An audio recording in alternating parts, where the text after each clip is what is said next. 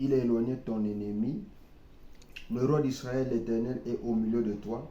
Tu n'as plus de malheur à éprouver. En ce jour-là, on dira à Jérusalem, ne crains rien. Sion, que tes mains ne s'affaiblissent pas. L'Éternel, ton Dieu, est au milieu de toi comme un héros qui sauve. Il fera de toi sa plus grande joie. Il gardera le silence. Dans son amour, il aura pour toi des transports d'allégresse. Je rassemblerai ceux qui sont dans la tristesse, loin des fêtes solennelles, ceux qui sont sortis du sein, de ton sein, l'opprobre pèse sur eux.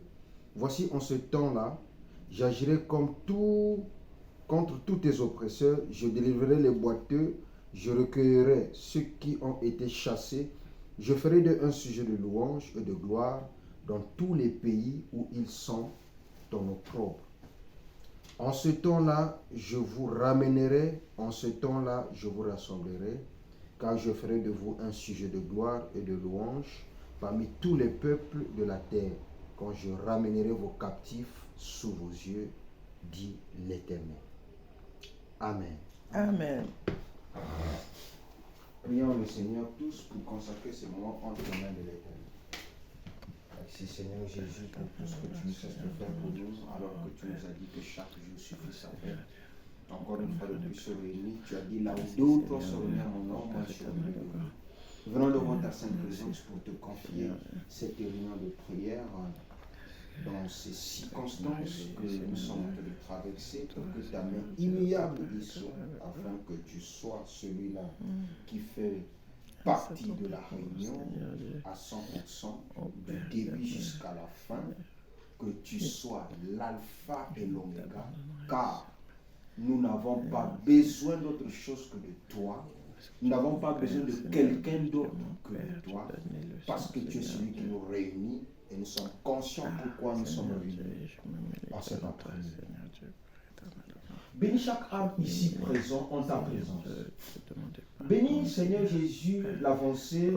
Bénis Seigneur Jésus-Christ l'approche de chacun de nous ici en ta présence. Que nous puissions nous rapprocher de plus en plus de la nature divine pour que ceci ne soit vraiment pas un passe-temps, mais que cela puisse de plus en plus nous refaire à aiguiser nos armes, à être de plus en plus proches de toi, afin de combattre le bon combat de la foi et accomplir le but pour lequel tu nous as envoyés ici sur cette terre. Merci Seigneur. Nous te confions la louange, l'adoration. Écoute la parole et ton serviteur par qui tu vas pouvoir nous parler. Bénis aussi nos âmes qui vont pouvoir écouter. Que le plan pour lequel tu nous as envoyés et le travail que tu avais prédestiné à faire ce jour, que cela soit totalement accompli, afin que nous puissions livrer une bonne bataille au cours de cette semaine, au cours de ce mois, au cours de cette année, afin que quand nous allons pouvoir achever et accomplir le but pour lequel tu nous as envoyés sur la terre, que tu nous dises, bon combattant, bon serviteur en ton royaume, couronné de joie et de perfection, comme tu viens de nous le dire dans Zophonie chapitre 3. Laisse que tout soit fait pour l'honneur et la gloire de ton Saint-Nom, parce que c'est toi qui nous as envoyés et c'est toi qui nous réunis ici, car nous avons fait cette prière au nom de Jésus, toi le roi de tous les rois et le Seigneur de tous les seigneurs, et tout assure dans la partie de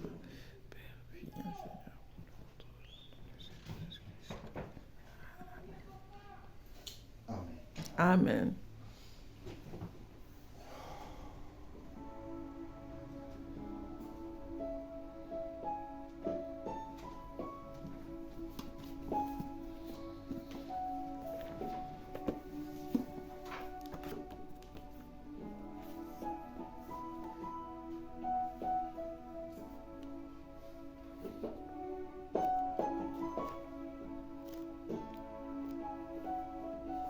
Je l'aime. Page 160, 327. Je l'aime. Je l'aime. Je l'aime.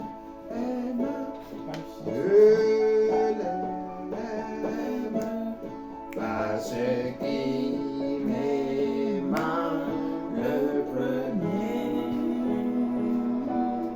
Il a acquis mon salut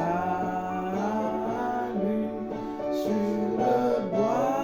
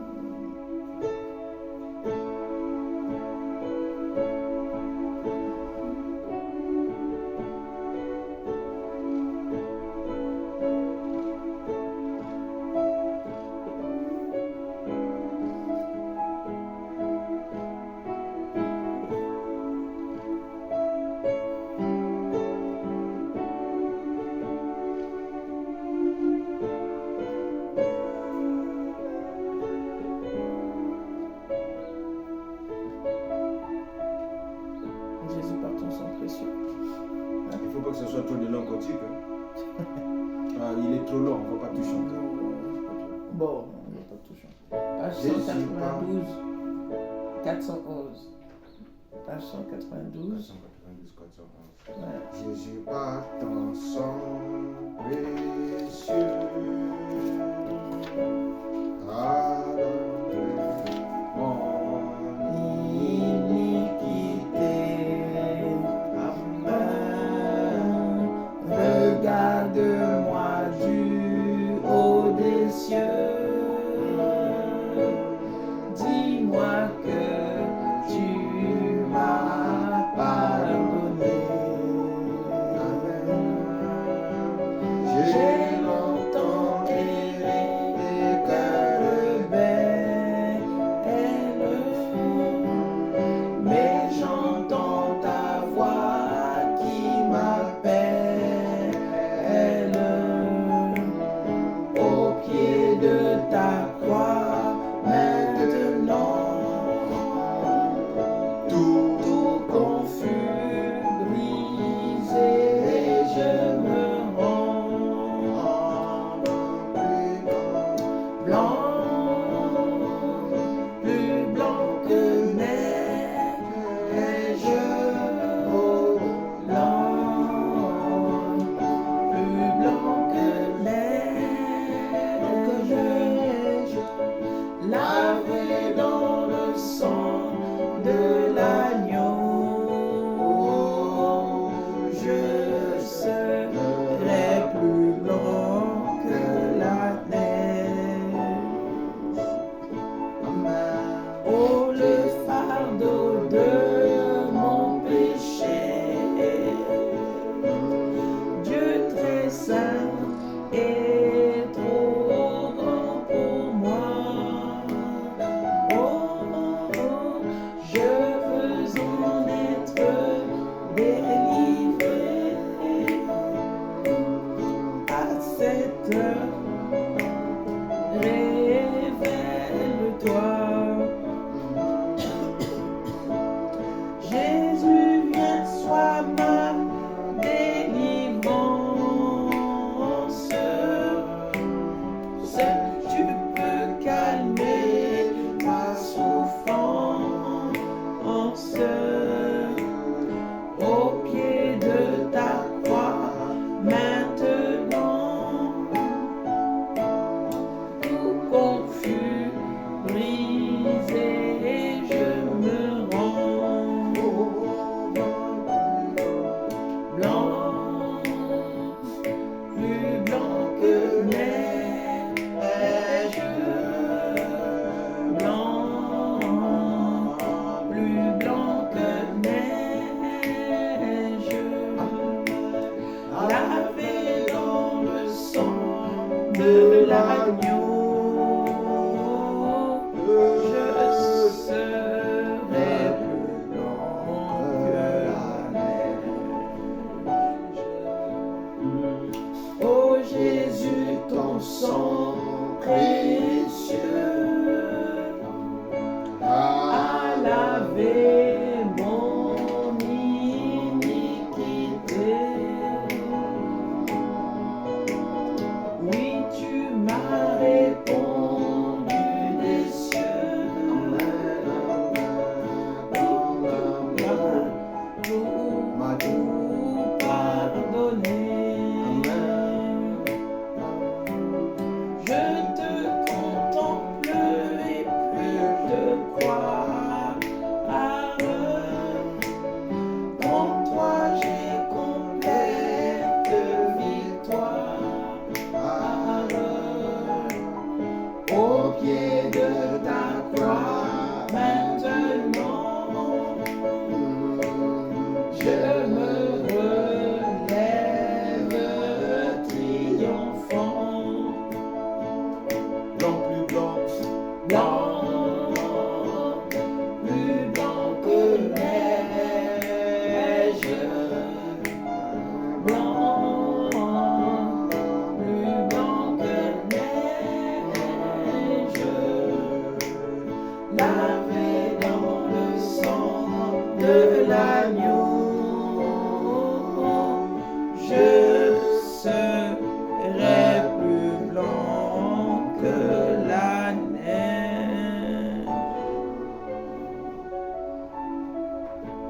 passe à la louange.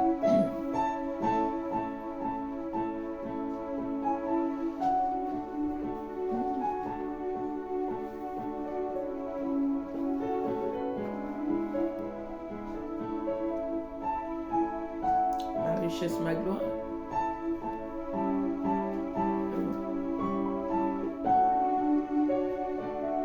Page 257, 560.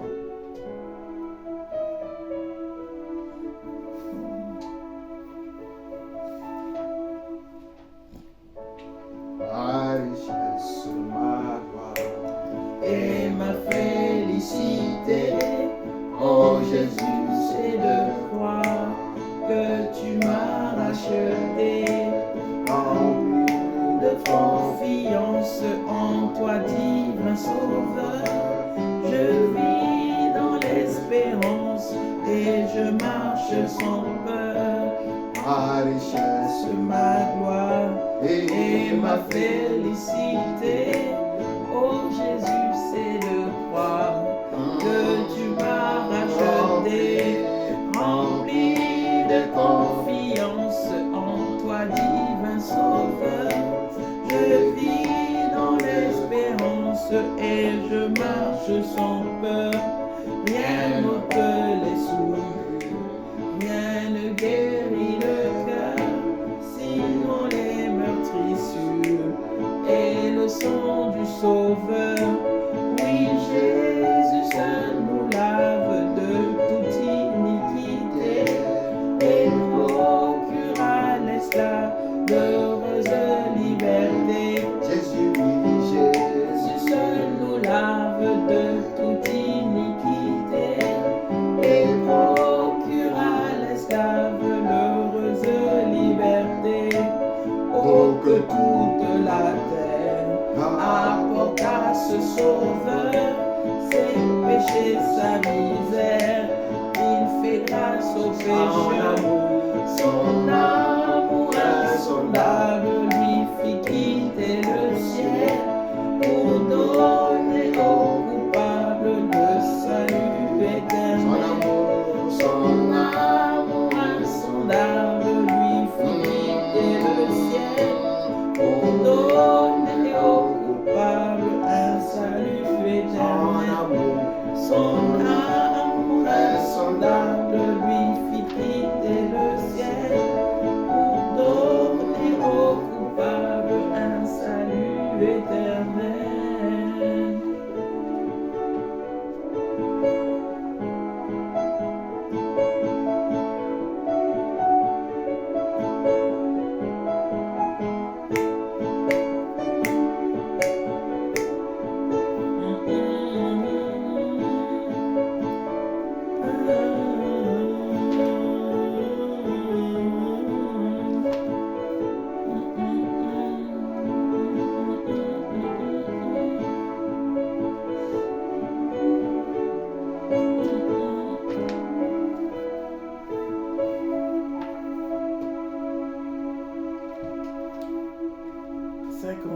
Page C'est le dernier cantique.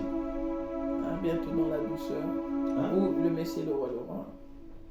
Ou bientôt dans la douceur. On chante bientôt de la douceur. Ok. Après, Allez, nous chantons le Messie 56. le roi de roi en dernier. Page 56, numéro 75. Il y a un endroit Plus beau qu'un jour, et par la foi nous pouvons le voir, car le Père nous attend sur le chemin pour nous préparer là un palais. Bientôt dans la douceur, nous nous rencontrerons sur cette rive. Bientôt dans la douceur, nous nous rencontrerons sur cette rive. Nous chanterons sur ce beau rivage, chant mélodieux de bénédiction.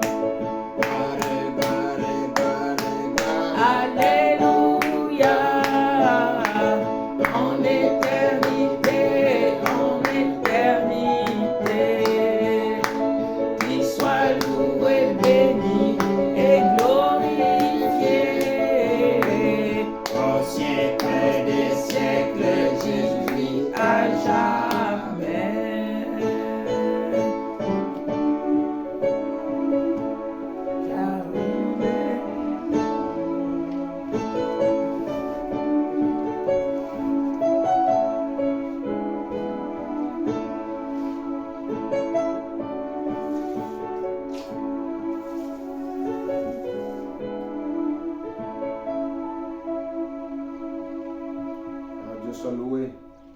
Amen. Amen. Amen. Nous louons l'Éternel parce qu'il est bon et parce que sa miséricorde de Dieu a toujours. Et notre Seigneur mérite la louange. Amen. Et il mérite l'adoration. Alors, sans plus tarder, nous allons prendre nos Bibles dans le livre de Jean chapitre 5, de 1 à 19. D'abord, Jean chapitre 5, de 1 à 19.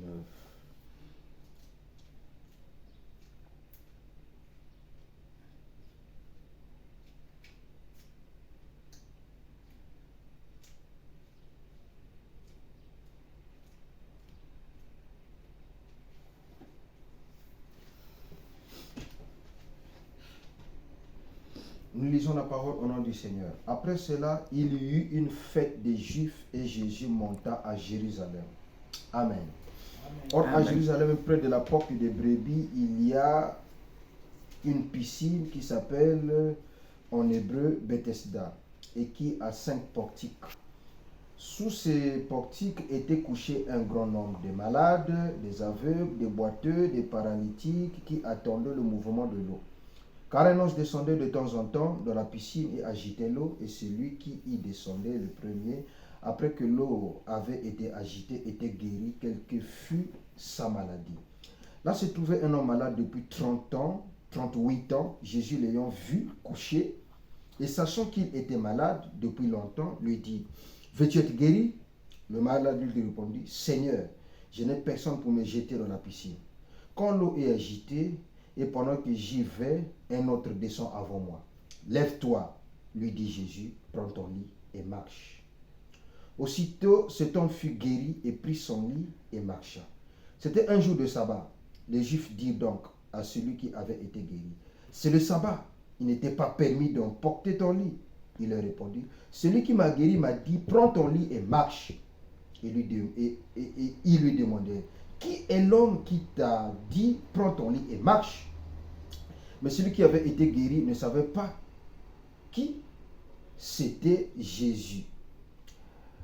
Qui c'était? Ne savait pas qui c'était, car Jésus avait disparu de la foule qui était en ce lieu. Depuis, Jésus le trouva dans le temple et lui dit, voici tu as été guéri, ne pêche plus, de peur qu'il ne t'arrive quelque chose de pire. Cet homme s'en alla et annonça aux Juifs que c'était Jésus qui l'avait guéri. C'est pourquoi les Juifs poursuivaient Jésus, parce qu'il faisait ces choses le jour du sabbat. Mais Jésus leur répondit, mon Père agit jusqu'à présent, moi aussi j'agis. À cause de cela, les Juifs cherchaient encore de plus à le faire mourir, non seulement parce qu'il violait le sabbat, mais parce qu'il appelait son propre Père, parce qu'il appelait Dieu son propre Père, se faisant lui-même égal à Dieu. Jésus reprit et donc la parole et leur dit, en vérité, je vous le dis, le Fils ne peut rien faire de lui-même. Il ne fait que ce qu'il voit faire au Père. Et tout ce que le Père fait, le Fils le fait pareillement. Amen. Amen. Nous allons ajouter 1 Corinthiens chapitre 13, de 10 à 13.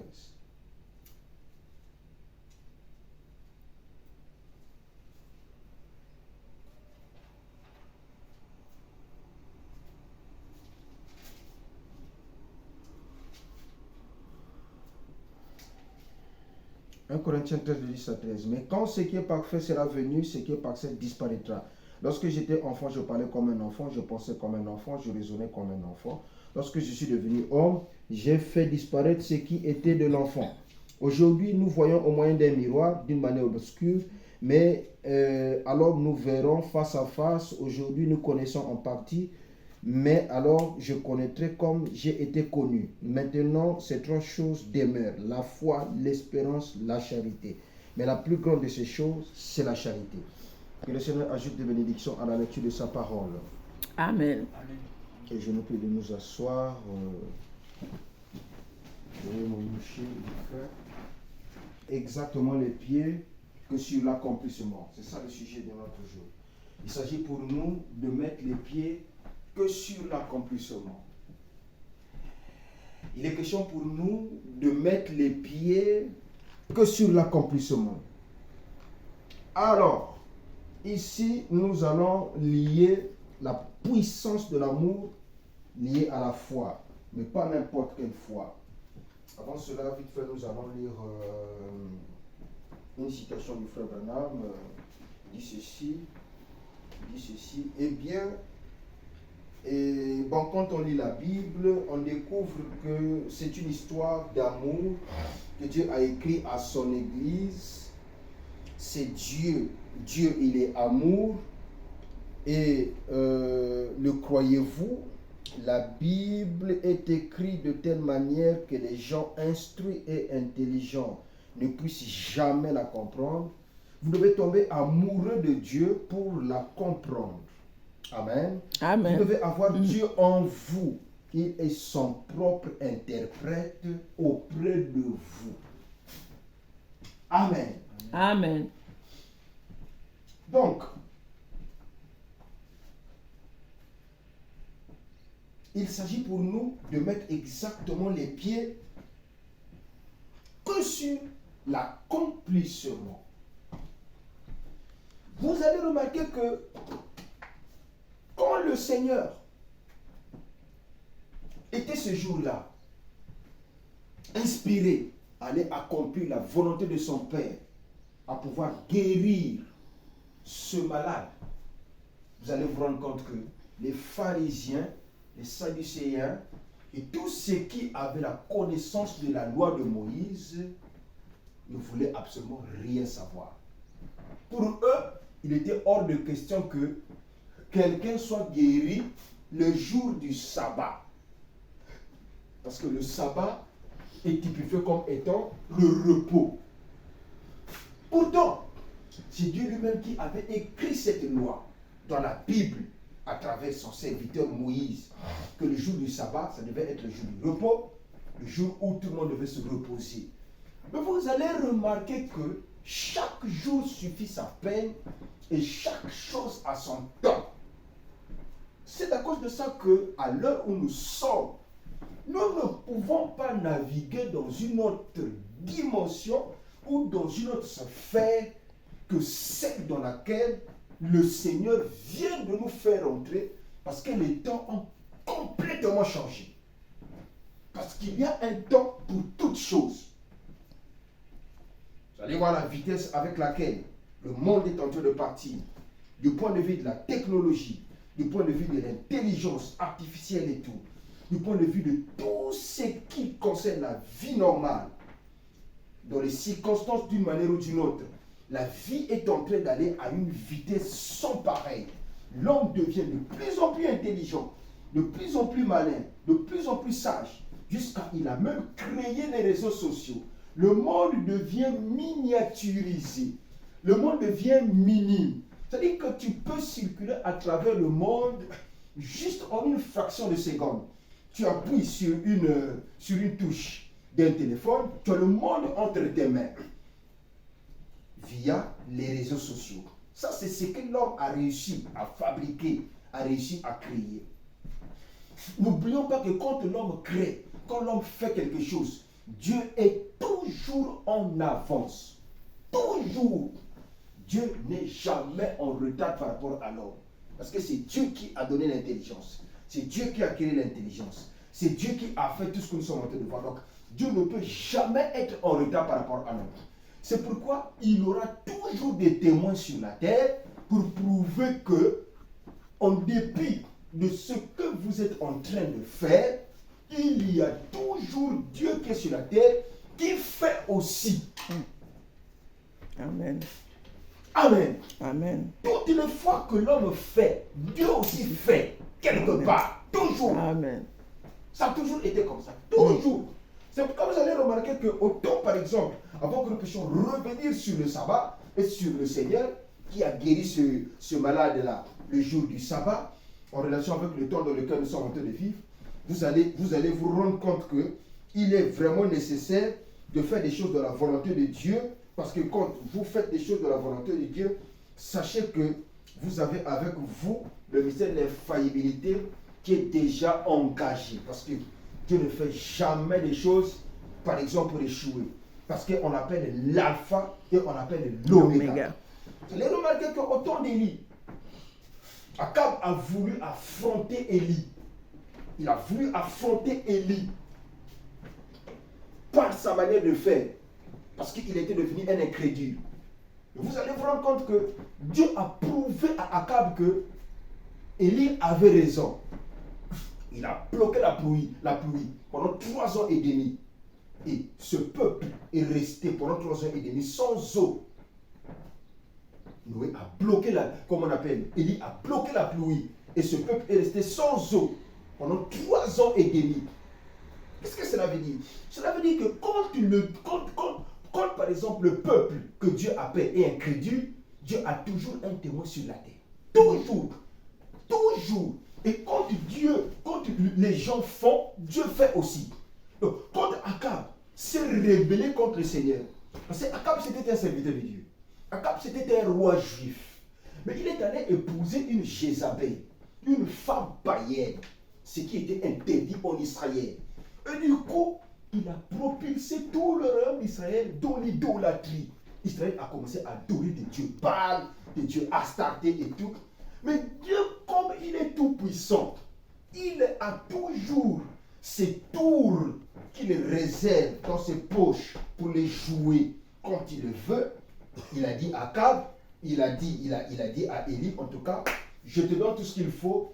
En tout cas, les propos et les paroles que tu diras, c'est ce que je vais accomplir. Parce que Akab avait envoyé le peuple dans quelque chose de terrible. En tout cas, l'idolâtrie avait assiégé Israël. Il a lancé le défi. En lançant le défi, il a bloqué la pluie. Et le peuple israélien est rentré dans la malédiction. Et à l'heure où nous sommes aussi, vous allez remarquer que ceux qui sont en train de garder la vraie foi, ce sont ceux qui font partie du peuple de Élie. Et ceux qui n'ont pas la vraie foi font partie du peuple de Akab et qui n'auront pas la possibilité d'avoir de l'eau et assez de pluie. Ils n'auront pas cette possibilité-là parce que Dieu n'est pas du côté de Akab, Dieu n'est pas du côté de Jézabel, Dieu est du côté de Élie. Donc quand le diable fait, Dieu fait aussi. Et Dieu est toujours en avance par rapport au diable. Mais le problème ici, c'est quoi? Le problème, c'est que nous sommes rentrés dans un temps où il faut que nous puissions avoir une sagesse divine mystérieuse. Il faut que Dieu nous rende de plus en plus sages à ne faire exactement que sa volonté en dépit de toutes les circonstances. Pourquoi? Parce que le temps dans lequel nous sommes rentrés, c'est l'âge le plus difficile et le plus dangereux, bien que cela soit l'âge le plus glorieux. La Bible dit que s'il est possible, même les élus pourraient être séduits, mais Dieu ne permettra pas que les élus soient séduits. Mais l'âge sera tellement obscur que cela sera difficile de discerner le vrai et le faux. Parce qu'il y aura trop d'obscurité. Et il y aura beaucoup de formes de religion. Et ces formes de religion-là seront presque la vraie religion, mais cela ne sera pas la religion de Dieu lui-même. Parce que Dieu a toujours sa religion à lui. Et il y a toujours l'à peu près à côté de la religion de Dieu. C'est à cause de cela que le Seigneur veut que nous puissions accomplir que sa volonté et mettre les pieds que sur ce qu'il veut que nous puissions faire afin que nous puissions produire l'accomplissement. Parce qu'un seul âge a typifié l'accomplissement. C'est l'âge dans lequel le Seigneur est venu. C'est le seul âge qui a typifié l'accomplissement.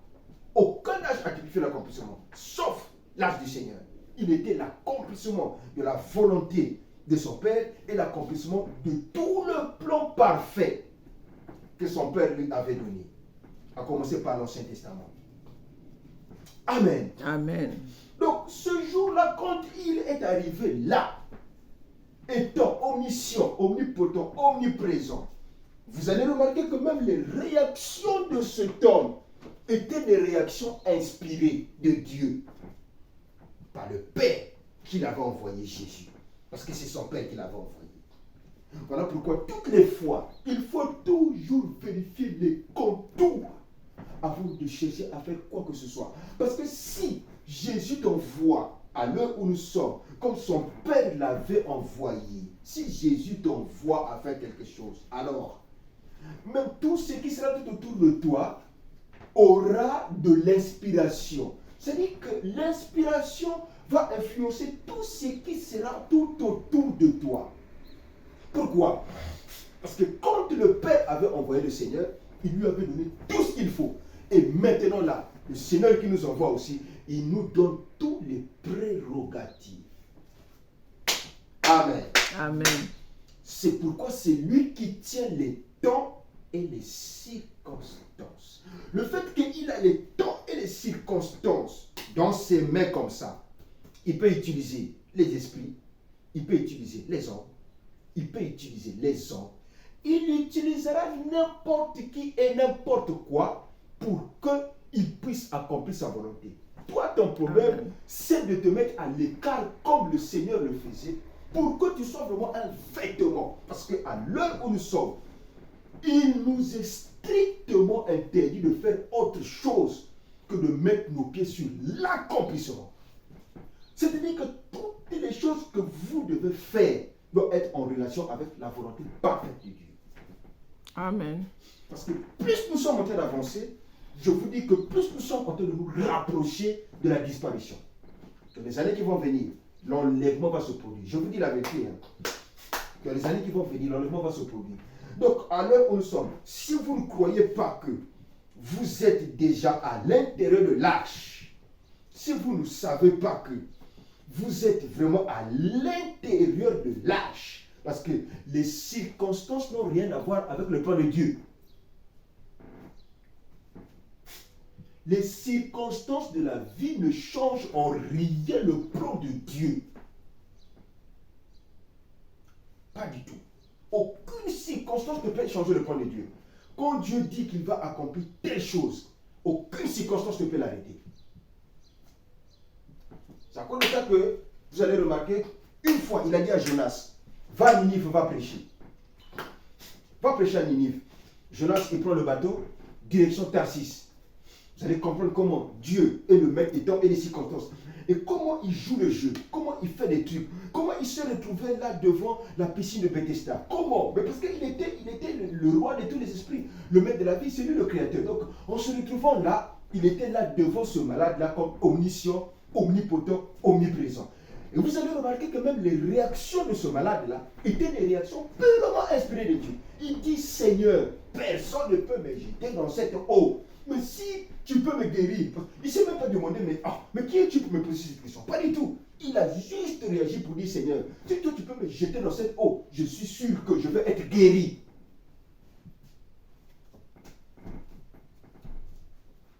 Ah, toi tu veux être tout puissant comme moi. Hein?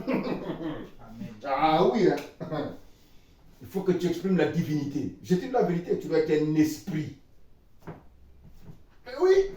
Il faut être un grand initié pour parler comme ça, mon petit. Moi, je te dis la vérité. Ça, c'est ce que je suis en train de dire là. C'est ça, c'est qu'on appelle la parole. La divinité.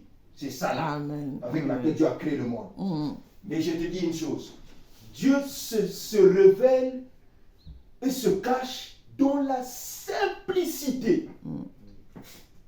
Tu ne verras jamais, même si Dieu me donne des moyens, Dieu fera tout pour toujours m'humilier. Parce que quand la divinité s'exprime, il faut que Dieu t'abaisse. Il doit te chicoter, te donner des taloches. La divinité ne s'exprime jamais dans un corps qui la vantarde. Dès que tu commences à être vantard, il va mettre des écharpes sur toi. Quand tu vois, je sors de la torsion et tout, c'est des écharpes. Dieu fait ça. Parce que tu deviens son vêtement, tu deviens son instrument, tu deviens son habit. Il s'exprime par toi. Et tu dois être humble, doux, tendre, effacé. C'est comme ça. C'est ça que Jésus était. Donc, la réaction de ce malade-là était une réaction qui venait de l'éternité. Donc, nos réactions ne doivent pas être des réactions, je ne sais pas comment. Non, nos réactions doivent être des réactions inspirées. Parce que nous sommes venus pour accomplir des œuvres que nous avions accomplies là-bas de l'éternité, de la pensée de Dieu. Amen. Amen. Donc, notre problème maintenant, c'est de mettre le pas sur l'accomplissement. Or, je ne peux pas prêcher une prédication comme ça. Par exemple, je ne sais pas dans quelle église. Si Dieu me donne l'inspiration de prêcher ça et qu'il s'exprime comme ça, parce que Dieu ne s'exprime que par rapport à la soif des cœurs qui sont là. C'est-à-dire que Dieu, pour se mouvoir comme ça veut dire que vos deux cœurs là ont vraiment soif de la parole. Et vous aimez ce que je dis. Vous aimez le Dieu qui me conduit. Amen. Vous croyez en moi. Amen. Et du coup, Dieu aussi, il s'exprime. S'il y avait des voyous ici, ou des sorciers, ou des gens qui ont des mauvais cœurs, je vous dis, ça devait être une bataille. C'est pourquoi il n'y a pas besoin d'une grande église. Et je le répète encore, dans mon église, il y a un sorcier, je te chasse.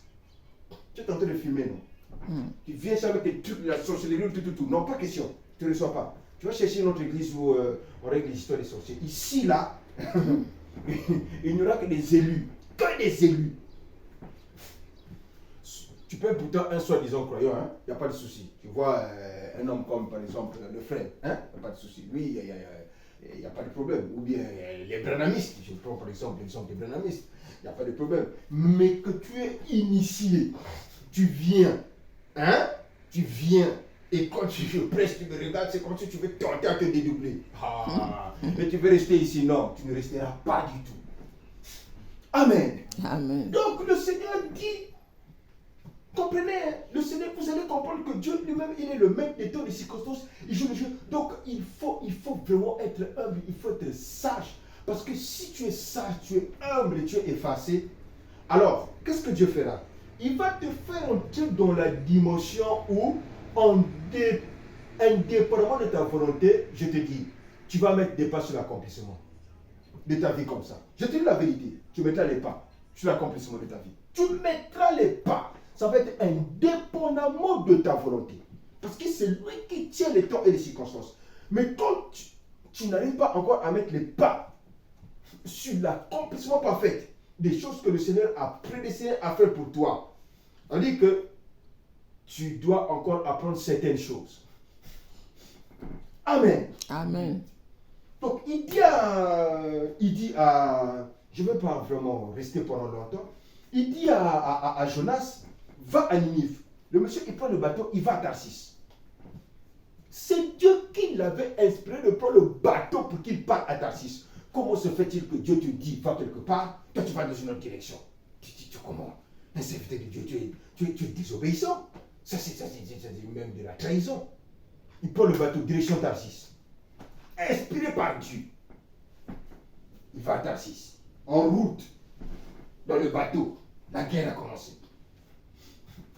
Comme c'était un serviteur de Dieu, tout humble, il dit, moi là, j'ai des problèmes. Mais qu'est-ce qui se passe? Parce que le bateau, si Jonas ne s'était pas humilié, je suis sûr qu'il n'allait pas accomplir la volonté de Dieu. Parce que si le bateau coulait, ce n'était pas la volonté de Dieu qu'il puisse mourir comme ça. Pour Dieu, il fallait qu'on le jette dans l'eau, qu'il se retrouve dans le ventre du poisson, et qu'il puisse se retrouver au bord de l'eau là-bas, à Ninive, jeté par un gros poisson, parce que les gens de Ninive croyaient au Dieu poisson.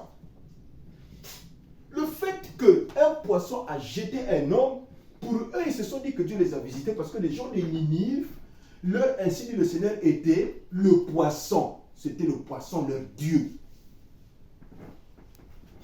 Donc Dieu a fait en sorte qu'on puisse jeter Jonas dans l'eau, mais par humilité. Vous voyez, les vrais serviteurs de Dieu sont humbles.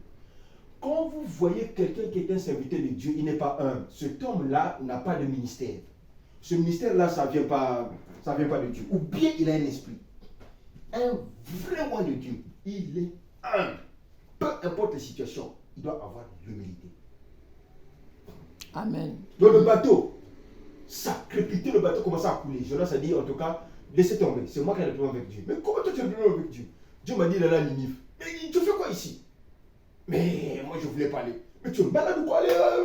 Ils n'ont même pas cherché à réfléchir, on l'a jeté dans l'eau directement.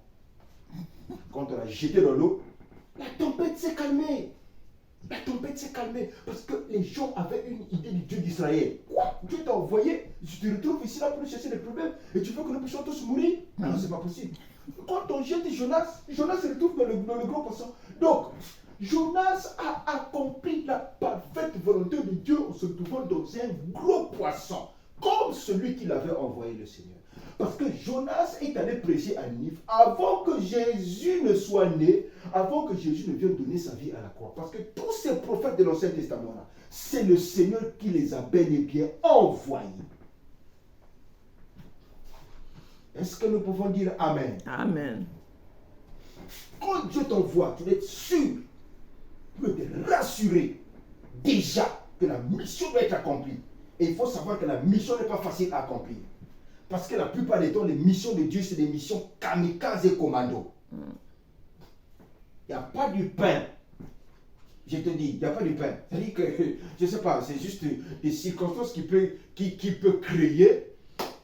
Si tu fais partie, par exemple, d'une circonstance comme au temps d'Israël, quand ils étaient en train de prendre le pays promis, où le Seigneur leur permettait de piller la ville, de tuer tout le monde, de prendre les butins. Oh, ça c'est bien. Tu prends tes butins, tu mets dans la poche, il n'y a pas de souci. Mais si tu te retrouves dans une mission comme les Jonas, je te dis que tu n'auras pas du pain. Hein. Tu n'auras pas du pain, c'est Dieu qui va pouvoir te nourrir. Tu fais la mission et après, bon, ta mission est finie. Est-ce que nous pouvons dire Amen? Amen. Donc, Dieu est le maître des circonstances, mais il veut que nous puissions mettre les pas que là où il veut que nous puissions mettre les pas. C'est-à-dire, il veut que nous puissions comprendre les contours de tout avant de s'engager à faire quoi que ce soit, en dépit de tout. Même dans notre ministère, avant d'engager quoi que ce soit, il faut que nous puissions voir les contours et comme ça, que nous puissions mettre les pas exactement là où il est en train de mettre les pas. C'est pourquoi ce jour-là, il ne s'est pas occupé du sabbat que lui-même il avait voté dans la loi de Moïse. Il a déjoué le sabbat pour guérir ce malade-là. Et ce malade-là était un élu. C'est pourquoi il lui a dit, si toi tu continues à mal te comporter, il t'arrivera quelque chose de pire. Et quand le Seigneur te donne une grâce, il faut éviter de repartir dans ce que tu étais en ancien. Il faut éviter de repartir ce que tu étais de manière ancienne. Il faut éviter de faire marche arrière. Quand Dieu te donne une grâce, il faut avancer. C'est pourquoi il faut avancer. Je vous dis, les gens qui ont la capacité d'avancer dans l'âge dans lequel nous sommes et qui gardent la donne et la foi qu'ils ont, ce sont eux qui seront enlevés. Satan ne les arrêtera pas. Parce que comme le Seigneur a affronté le sabbat en tant que fils de l'homme et le maître de la vie a guéri cet homme-là, parce que le puits là, la piscine là, c'était maintenant lui Jésus. C'était lui la piscine là. Parce que les anges qui venaient pour remuer l'eau, c'était des anges envoyés par lui. Mais lui-même, il était là, en tant que Dieu tout-puissant, venu sauver l'humanité. Donc il représentait toute cette piscine là. Mais les gens ne le savaient pas. Il a guéri un seul malade. Et le seul malade qu'il est prêt à guérir maintenant, c'est toi et moi. Et nous avons avec nous ici la piscine de Bethesda. Et nous... Amen, amen, amen, amen, amen. Vous pensez que si Dieu te dit que toi tu vas guérir, même si tu refuses, tu vas être guéri. Parce que Dieu ne peut pas poser la question à quelqu'un qui ne connaît pas. Si tu te poses la question, ça veut dire que c'est toi qui vas être guéri. Amen. Donc si Dieu t'a dit que tu vas être enlevé, tu vivras l'enlèvement. Moi, je ne sais pas trop, hein. Je ne sais pas trop. Mais je suis tellement convaincu de ce que je suis en train de dire dans mon cœur. Je pense que c'est ça qui fait que Satan il est très fâché contre moi. Mais je m'en fous, pas mon problème. Je continuerai à parler. Je parlerai. Enfin, tu n'as qu'à te débrouiller avec le Seigneur. Moi, je ferai mon travail. Est-ce qu'on peut dire Amen? Amen. Nous sommes là en plein dans la piscine. Cette piscine s'est transformée sous la forme de la parole rendue manifeste. maintenant, il nous a dit qu'il va nous guérir. Là, on observe maintenant l'accomplissement de la guérison totale. C'est l'heure actuelle à laquelle nous sommes en train de vivre maintenant. Parce que ce n'est pas nous qui lui avons dit. C'est pas le malade là, ce n'est pas lui qui lui avait dit non. Non, c'est dans la souveraineté de Dieu. Et même quand vous lisez la Bible, tout est parfait. Il a fait plus de 20 ans de maladie. Plus de 20 ans. Donc il est resté malade pendant longtemps. Nous sommes restés malades pendant longtemps. Vous voyez, l'Afrique, nous sommes restés malades pendant longtemps. Même étant des pécheurs, nous sommes des malades pendant longtemps. Maintenant, Dieu a décidé de pouvoir nous guérir. Il a dit maintenant, c'est le temps de notre guérison. Et nous devons saisir l'opportunité. Ne pas être loin de la piscine. Il faut qu'on soit exactement là où il doit nous trouver. Il ne faut pas qu'il nous trouve à bâbord ou à tribord, à l'est et à l'ouest. Non, non, non. Il doit nous trouver là où il doit nous trouver. Où? Dans sa parole. Dans sa présence. Amen. Amen. C'est pourquoi la citation du frère Branham que je viens de lire, il dit, la Bible est écrite de manière que les autres comprennent, les autres ne comprennent pas. Mais c'est aussi écrit de manière amoureuse. Donc, d'où, pour comprendre la Bible, il faut d'abord aimer le Seigneur. Quand tu aimes le Seigneur, Dieu lui-même interprète sa parole là pour toi. Et il commence à te parler, tantôt d'une manière, tantôt d'une autre. Dans le cœur, il va te parler. Il va te parler. Pourquoi quand il est venu, il n'a pas tâtonné à poser la question à ce malade-là. Veux-tu être guéri? Le malade ne savait pas que c'était Jésus. Il a su ça après. C'est ce que la Bible dit. Mais il répond Seigneur. Mais qui est Seigneur? C'est Jésus. C'est lui qui est Seigneur. Il dit lève-toi et marche. Prends ton livre, va-t'en. Les gens ont commencé à bouder et tout. Donc, les circonstances qui sont tout autour de toi, c'est ça qui va représenter tout ce qui est négatif et tout ce qui est négatif. Tu sais, même quand tu veux faire quelque chose sur Marie, je te dis, le grand problème, ce n'est pas les circonstances que tu vois. Le grand problème, est-ce que toi tu es dans la pensée de Dieu? Est-ce que tu es dans le plan de Dieu? Est-ce que Dieu t'aime? Est-ce que Dieu t'approuve? Est-ce que tu fais partie du... Est-ce que toi tu es le malade que Jésus s'est déplacé pour venir guérir? Est-ce que toi tu l'es? Si toi tu l'es, il y aura un jour, il va te dire, lève-toi, prends ton lit. Tu sais, ce matin, le Seigneur m'a dit ceci. Je te dis, j'étais en train de balayer ici, là. Je suis en train de prêcher. Hein. Je suis en train de prêcher. Et je suis en train de prêcher. Et je suis en train de prêcher. Donc, je suis en train de parler de la parole. Et quand on parle de la parole, surtout sous l'inspiration, on ne raconte pas n'importe quoi. Parce que ces choses te seront redemandées. Puisque le vrai boulot pour lequel Dieu m'a envoyé sur la terre, c'est ça. Ça, c'est le vrai travail pour lequel le Seigneur m'a envoyé sur la terre. J'étais en train de balayer. Le Seigneur m'a dit, il faut que tu donnes des... Je ne sais pas, peut-être il faut que je parle comme ça, je ne sais pas trop, mais écoute. Non, je te dirai ça. Je vais te dire ça. Je te dirai ça. Mais le Seigneur m'a dit, et j'ai senti l'agrément, j'ai senti l'approbation, quand le Seigneur m'a parlé de ça. Il faut que tu la donnes ça. Tu dois, au moment opportun, tu dois la donner ça.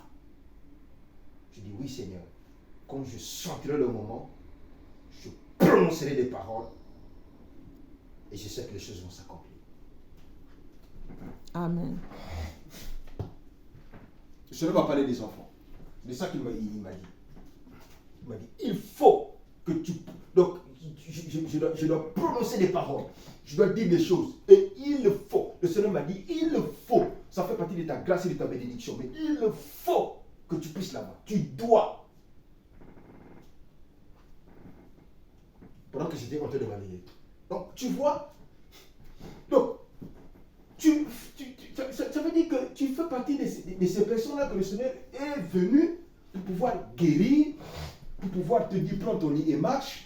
Alors, il ne faut pas qu'il te trouve à gauche, il faut qu'il te trouve dans les conditions qu'il faut pour que quand tu te dis prends ton lit et marche, tu prends ton lit et tu t'en vas.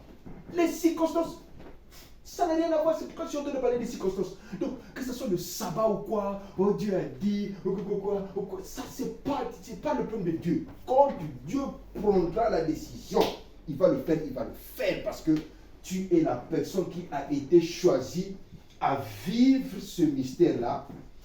C'est ça qui fait que nous sommes dans l'âge le plus glorieux. Les circonstances vont être dangereuses, bizarres, désastreuses. Mais je vous dis, les grâces, parce que le temps dans lequel nous sommes en train de vivre, on appelle ce temps-ci le temps de la grâce souveraine. Il y a une différence entre la grâce de Dieu et la grâce souveraine. La grâce souveraine, c'est une grâce illimitée. Vous voyez par exemple la grâce que David avait. Ça, c'est la grâce souveraine. La grâce que Job avait, ça, c'est la grâce souveraine. La grâce que Marie de Magdala avait, c'est la grâce souveraine. La grâce souveraine, c'est la qualité de la grâce. En fait, Dieu te donne une grâce illimitée où vraiment il t'accorde des bonus, des faveurs. Tu es comblé. C'est ça qu'on appelle la grâce souveraine. Donc, c'est une grâce illimitée. Mais il y a des gens qui ont la grâce. Mais le temps dans lequel nous sommes en train de vivre, c'est le temps de la grâce souveraine. Où, pour ceux qui vont bien marcher, Dieu va les accorder des faveurs et des bonus illimités. Mais c'est à l'issue des épreuves, des hauts, des bas, des circonstances bonnes et mauvaises. Amen. Amen. Donc, il s'agit pour nous de mettre les pieds que sur l'accomplissement. Le Seigneur s'était déplacé uniquement pour aller guérir cet homme. Et quand les circonstances de la vie, parce que les gens qui boudaient là, ce ne sont pas toujours les gens, ce sont aussi des circonstances. C'est-à-dire, il y a des moments où Dieu va accomplir sa volonté, mais dans des circonstances terribles. C'est-à-dire que tu vis des secousses, mais dans ces secousses-là, Dieu va accomplir sa volonté. Amen. Amen. Ils ont commencé à raisonner. Mais comment se fait-il que toi, tu vas être guéri? Le Dieu dit, quel est cet homme-là qui t'a guéri? Le monsieur était obligé de chercher le monsieur la personne qui l'a guéri. Il s'est rendu compte que c'était qui? C'était le Seigneur qui l'avait guéri. Comme il connaissait Jésus. Encore lui, même le jour du sabbat, il brûle même la loi. Il fraude la loi. Il enfreint à la loi et tout. Il ne savait pas que celui qui avait écrit la loi, c'était bel et bien lui. Il pouvait guérir, faire quoi que ce soit à n'importe quel moment parce que le Père lui avait donné tout le pouvoir et toute l'autorité. C'est pourquoi la réponse qu'il a donnée à ces pharisiens, il les a dit, moi j'agis au même moment que mon Père agit. Ce n'est pas moi, c'est mon Père qui me donne l'ordre d'agir. Donc ce qui veut dire qu'il ne fait pas quelque chose tant que son Père ne le lui disait pas. Nous aussi, avant de faire quoi que ce soit, il faut que nous sortons vraiment l'inspiration pour le faire. Dans tout ce que nous sommes en train d'entreprendre, avant de faire quoi que ce soit, vous devez vous rassurer que celui qui vous a envoyé vous a dit de le faire. Et quand vous le ferez, alors, parce que ce que vous allez faire là, c'est quoi l'accomplissement? L'accomplissement, c'est de passer de l'état négatif à l'état positif. C'est comme ça. L'accomplissement, c'est le côté bizarre là, qui doit passer à un côté bien. Quand Dieu dit que la lumière soit et la lumière fut, avant ça, ça veut dire qu'il y avait des ténèbres. C'est pas ça. Il a séparé la lumière avec les ténèbres. Les ténèbres représentaient l'obscurité, tout ce qui n'est pas bien, le noir. La lumière représente tout ce qui est bien, le jour. Donc, tout le temps, donc même là, pour la de marcher, bien que Dieu est là, mais le Dieu que nous avons présentement n'est pas suffisant à accomplir certaines choses dans la perfection. Par exemple, là où nous sommes là, nous ne pouvons pas être enlevés parce que les conditions ne sont pas encore totalement réunies.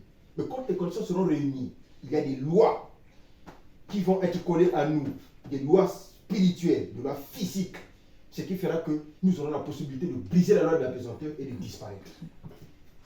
Amen. Amen. Donc nous sommes en train d'avancer, nous sommes en train d'aller de l'avant. C'est pourquoi le problème c'est, tu vérifies ton lien avec Dieu, ta position avec le Seigneur, parce que quand tu vérifies ton lien avec Dieu, la position que tu as avec le Seigneur, la position c'est que Dieu il doit être là. Il faut qu'il soit là, parce que tu es encore malade. Tu as encore de la maladie. La maladie, c'est tout ce qui est négatif là. Donc, il y aura tous les temps, il y aura des moments où il va te dire, bon, fais ça. Ça veut dire, prends ton image. Il te dit, fais ça. Ça veut dire, prends ton image. Fais ça. Ça veut dire, prends ton image. Donc, à chaque fois, il y aura une étape où il va te basculer à quelque chose de positif. Et tu es en train d'avancer au fur et à mesure. C'est comme ça là dans lequel nous sommes rentrés jusqu'au retour du Seigneur. Nous allons rentrer vivants exactement comme ça. C'est pourquoi on appelle cet âge ici l'âge du royaume de ceux qui sont violents. Parce que le royaume de Dieu appartient aux violents. Satan ne va pas accepter de se laisser faire. Mais si tu as assez de caractère, en tout cas, il y a toutes les possibilités. Parce que Dieu est tout-puissant. Amen. Amen. Donc, le sabbat, qui sont les circonstances négatives qui peuvent nous empêcher à prendre notre lit et de marcher, ne peut plus nous arrêter. Deuxièmement, nous devons vérifier de temps en temps le lien que nous avons avec le Seigneur. Et s'il est là, parce que lui, il doit être là.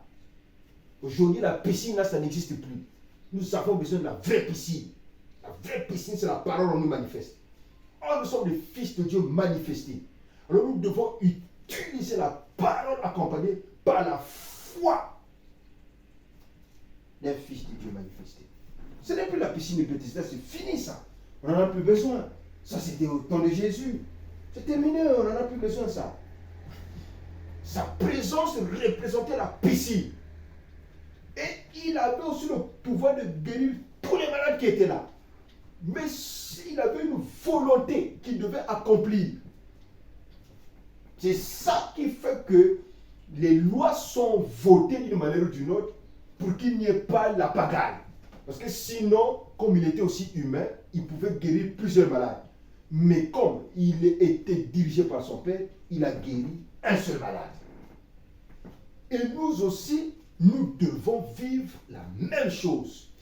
Être à l'endroit où il veut que nous puissions être. Comme ça, à chaque fois qu'il va enclencher, déclencher la guérison sous une forme. Parce que, vous savez, nous sommes le corps humain et puis même le corps spirituel. Nous avons l'âme, l'esprit, le corps. Donc, il y a beaucoup de sphères dans lesquelles nous avons vraiment besoin de la guérison. Nous avons besoin totalement d'être guéris. Mais oui! Et bien sûr, nous avons besoin. Nous, là, dans l'âge où nous sommes, nous, là, on ne doit parler que de Jésus. Il est le seul qui est notre délivrance, notre liberté. C'est pourquoi nous ne pouvons pas parler de quelqu'un d'autre. Non, ce n'est pas possible. Nous ne pouvons parler que du Seigneur. Parce que c'est lui qui représente la vraie guérison. Vous allez remarquer que quand il est allé à la croix, quand il est mort, quand il est ressuscité, toute l'humanité est sauvée, jusqu'aujourd'hui. Dès que tu prononces le nom de Jésus, tous les démons disparaissent. Quand tu prononces le nom de Jésus avec la vraie foi, ils disparaissent. Ils savent quelle force a le Seigneur, parce qu'ils savent que Jésus est bel et bien le Créateur. Qu'est-ce que Satan fait? Il trompe. Il envoie des pensées, on a un peu peur des démons. On ne doit pas avoir peur d'eux. On doit plutôt avoir peur de Dieu, de mal agir contre lui. Mais les démons là, nous devons les combattre. Et ce que nous avons fait, c'est de garder une bonne position. Parce que déjà, ce sont des esprits qui sont déchus. Et ils n'ont aucun pouvoir sur nous. Amen. Amen. Amen. Et nous méritons la guérison totale. Amen. Cet homme avait été totalement guéri parce que le Seigneur était là. Nous aussi, nous méritons la guérison totale. Amen. Et je vous dis, plus nous sommes en train d'avancer, un jour, nous allons vivre la vraie guérison totale. Amen. Nous serons totalement guéris. Parce que quand Dieu engage un âge, il engage aussi tout le mystère qui accompagne cet âge. Nous sommes dans un autre âge et nous devons vivre exactement le mystère lié à notre âge. C'est ça la souveraineté de Dieu. Nous ne pouvons pas faire autrement et c'est ça que Dieu nous a donné. Amen. Amen. Et pourquoi nous devons toujours être amoureux de lui? Nous devons toujours nous rapprocher de lui. Que ce soit lui qui nous explique la parole, que ce soit lui qui nous révèle sa parole, que ce soit lui qui nous édifie et qui nous conduit, afin que toutes les fois que nous aurons vraiment besoin de la guérison, qu'il soit là pour pouvoir nous guérir. Amen. Amen. Amen. Et c'est en cela que dans cette communion ensemble avec lui, comme lui il était avec son Père, dans cette communion ensemble entre nous et lui, alors C'est lui dans sa grâce qui va nous apprendre maintenant à mettre le pas exactement sur ce qu'il veut que nous puissions faire. C'est ça l'accomplissement. Quand tu mets le pas sur sa volonté, tu mets le pas sur l'accomplissement. Tant que tu mets le pas sur la volonté, tu mets le pas sur l'accomplissement. Mais n'oubliez pas un fait. N'oubliez pas que toutes les fois que tu vas mettre le pas sur l'accomplissement, c'est tout l'enfer qui va se mettre debout. Amen. C'est ça les Sadducéens, c'est ça les voyous là qui voulaient dans le sabbat. Le sabbat, ce comportement-là, c'est l'enfer qui se met debout. Toutes les fois que tu veux faire quelque chose de la volonté de Dieu, l'enfer se mettra toujours debout. Donc c'est à toi de connaître si c'est la volonté de Dieu ou pas. Mais sache que le principe, c'est que quand tu veux faire quelque chose de la volonté de Dieu, l'enfer va se mettre debout. Parce que la volonté de Dieu est égale à l'accomplissement. Que le Seigneur nous bénisse. Amen. En tout cas, nous avons fini pour aujourd'hui. Alors, il est temps pour nous de mettre le pas que sur l'accomplissement.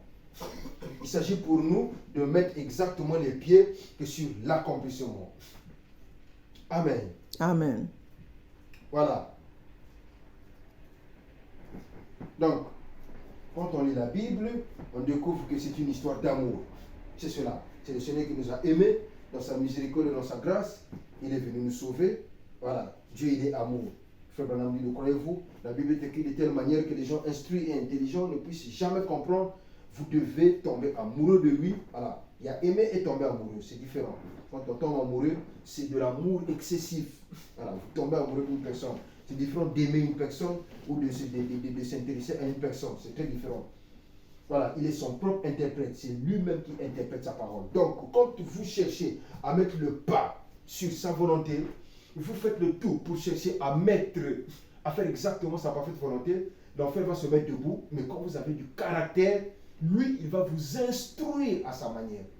Il va vous instruire. Et vous devez le faire confiance. Voilà. Il va vous rendre sage. Voilà. Il fera que vous soyez à l'endroit qu'il faut pour que vous puissiez accomplir sa volonté.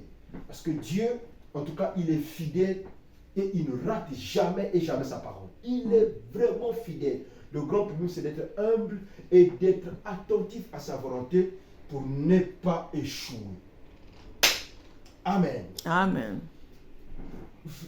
Donc, le sujet de cet après-midi, c'est que le Seigneur nous a instruit pour nous dire qu'il est temps pour nous maintenant de ne mettre nos pieds que sur l'accomplissement. Voilà. S'il ne t'a pas donné le feu vert, il ne t'a pas dit de faire quoi que ce soit, en tout cas, ça ne sert vraiment pas. Et s'il te dit de le faire, fais-le alors. Voilà. Le jour où il est allé guérir ce malade, il savait que ce malade-là devait être là. C'est cela. Et il a guéri. Et c'était même le jour du sabbat. Voilà. Donc, toutes les fois qu'il prendra la décision de faire, il va le faire. C'est juste question du temps. Le grand problème, c'est que tu sois dans la liste, que tu sois la personne qu'il veut vraiment accomplir, par lequel il veut vraiment accomplir sa volonté, et que tu sois vraiment la personne à qui il veut vraiment donner cette faveur. Quand les conditions sont réunies, je vous dis, en dépit des circonstances, il va accomplir sa volonté. Maintenant, nous allons prier.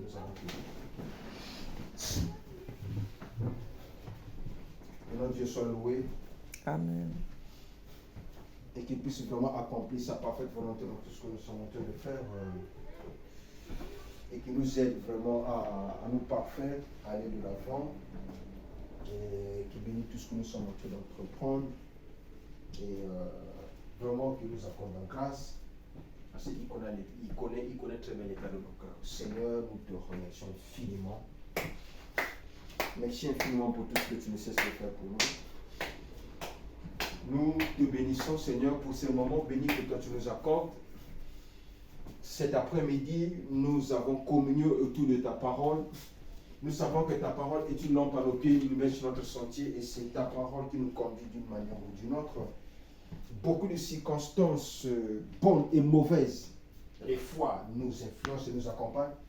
Mais nous savons que la mission sera accomplie parce que tu es l'alpha et tu es l'oméga. C'est à cause de ça que ce que nous venons, pour lequel nous venons de nous partager cet après-midi, que cela soit dans notre cœur, notre esprit, notre corps, comme du feu. Que cela soit du feu, de manière que même quand on nous jette dans la fournaise ardente, que nous ne puissions jamais brûler. Parce que l'âge dans lequel nous sommes rentrés, c'est l'âge du 8e jour où toutes les choses mauvaises doivent être détruites et brûlées. Et nous devons être parfaits, nous devons nous parfaits, atteindre ta nature divine totalement, afin de te recevoir dans ton jour de gloire, parce que nous savons que tu es déjà là. L'enlèvement que nous sommes en train d'attendre est déjà là. Nous sommes en plein dans le processus de ton retour déjà. Merci Seigneur. Que Satan se rende compte que maintenant sur cette terre, il y a des fils et des filles de Dieu manifestés. Même un seul fils de Dieu est capable de mettre tout l'enfer en ébullition. Et c'est le temps dans lequel nous sommes rentrés, Seigneur. Laisse que notre foi soit du feu. Que notre nature divine soit du feu. Notre corps, du feu. Notre esprit, notre âme, du feu. Que nous puissions être des esprits vivifiants. Que Michael soit toujours debout. Et tous les anges qui nous sont envoyés pour nous accompagner dans cette mission.